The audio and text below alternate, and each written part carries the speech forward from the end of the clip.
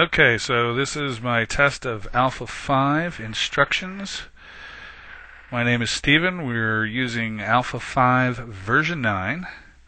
Intent here is to walk you through the database construction of a project in Alpha 5. And I'm new to this, so mistakes will probably be made, but we'll try and fix them. The purpose here is to design a simple cash register for my company. We have a cash drawer, we sell a few items, and the cash drawer always seems to be wrong, probably not from anything bad that anybody's doing, just from adding mistakes and so forth, and so that's why we're trying to do this here with Alpha 5. So we're basically constructing an invoicing system, but since it's instant, in other words, the payment is instant, we're not waiting for the month, that's what makes it into a cash register instead. So you'll probably benefit from this. I know that I spent a lot of times pulling my hair out trying to figure out things. I'm about 2 or 3 weeks into this at this point, and learning every day. And so one way to remember what I've done is by redoing it. And so I'm working on it, and I will continue along with you. At this point, I'm going to test the pause control. So pause is on this recording software. Control and then the plus. Does that pause it? Not in this mode. Darn it. Pause would be very helpful. Alright, so let's just jump right into it here. One thing is the design of the software is important. Basically, a database is organized by a bunch of tables so that you don't have to repeat information. One good place to find that is at geekgirls.com. Let me see if I can widen this out here. It's just very basic information, but I'm not going to get into it because I don't really exactly know what I'm talking about yet. But here's the web address. You should be able to do things like hit pause now to write down this address if you want. Geekgirls.com.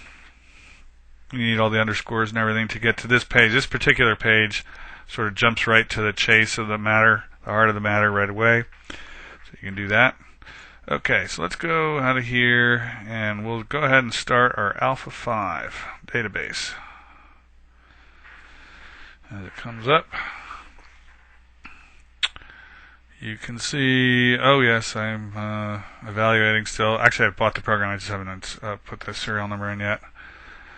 Of course, I want it on about 8 computers, but you're only allowed to have it on 2. So I'm trying to decide which 2. This is my home computer that we're on right now. Probably go with home and work, but I also have travel computer. Oh well. And probably everything is working slower because of this recording software. It actually opens up faster than that, I've experienced.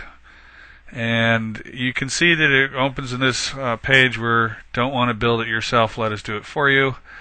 I'm sure that they do a fine job, but we want to do it ourselves. So we click over here, which took me about 5 minutes to figure out, and this is where we can create our new empty database, which is what we're going to do. As you can see, I've been playing around, but we'll just go ahead and click a new empty database, and we'll OK that. And then we have to say where we want it to go. Now I've put all mine into my database tests. I'll just create, we'll call this YouTube or something. YouTube. And I actually got to make a folder for it too. YouTube. Alright, so here we go. We'll save that, and it brings up this. This is where we can create new tables and sets. We can create forms which are used for entering data or looking up stuff. Browses, same thing. Reports. So our report, for instance, one of our reports will be the receipt. Another report that we can generate is, income and all that sort of stuff. Letters, we won't be using that. Labels, we probably won't be using that. Operations and code, and those are all in much higher end of stuff than what I do.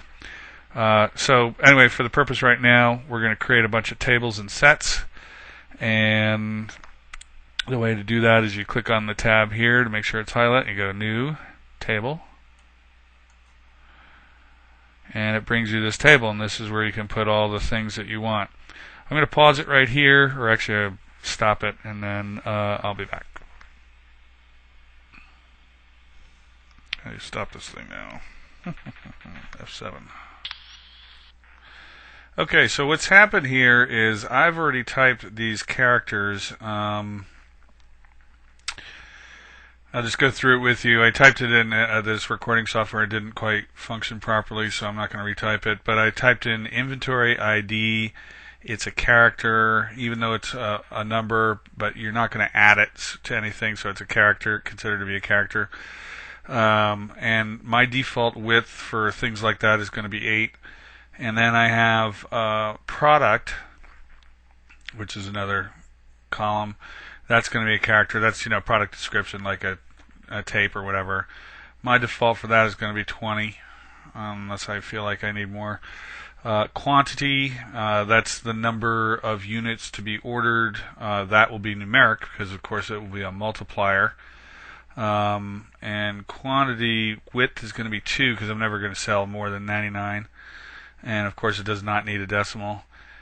Price is going to be numeric because you will add, and my default width will be 8, and of course it needs 2 decimals.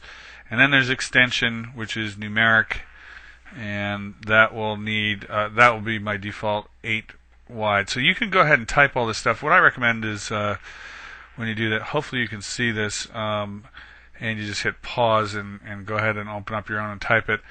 Now what we'll do is we'll close this out because I've already saved it, I think. Okay, so now let's do another table here. So what I'm going to do is I'm going to come up here to New Table, and here we go. Now, one thing missing from the last one is it indexed, and I assume that means indexed as in a sort, and we'll get to that in a second here.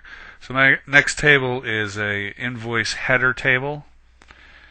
Purpose of this is to create a new invoice number every time we open up, and they have a similar thing also in Alpha Sports, which of course is where I got the idea. So invoice header, very short and sweet table. I want to create an invoice number, so we'll have INV num. Oops, num. That will be a character because it's not going to be added. The default width on that is going to be 8. No decimal points.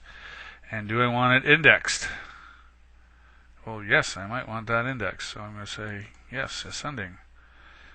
As I said, I did this on the other table. For some reason, when you open this back up, this index column is dropped. I think you can add it later on somewhere else, but I haven't gotten there yet, so we'll figure that out. Okay, so let's see. And the other thing I care about in this one is the date, the invoice date. There can only be one invoice with one date, so it is unchangeable. So date, and of course they have a date field here. So we'll do that. That defaults to 8. And do I want to index by date? Well, certainly. I might want to do that at some point in the future. Collect all the things from a certain date or a group of dates or whatever. Okay, so that's all I need for this, and so whoops, we'll go to save it up here, and the table name will be invoice header, and the underscore header. There we go. And so we'll go OK to save that. And let's try and close it this time, see what happens. Close. Oh, it did close this time. So that's all the time that YouTube gives us. We will have another one. My name is Steven. This is Alpha 5 version 9. And as you know, you're learning the simple cash register, and it's not over yet.